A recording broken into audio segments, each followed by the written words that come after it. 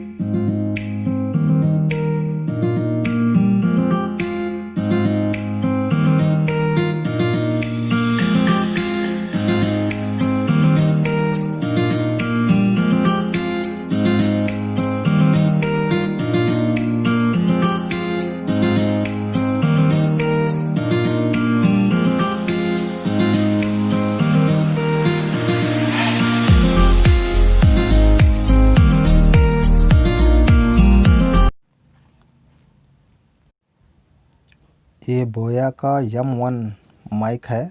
Mic मैंने मंगाया 1100 रुपये का। इसकी अनबॉक्सिंग की है और ये वॉइस टेस्टिंग के लिए मेरा ये छोटा सा एक रिकॉर्डिंग है। आपको पसंद आया तो लाइक कीजिए और दोस्तों में शेयर कीजिए।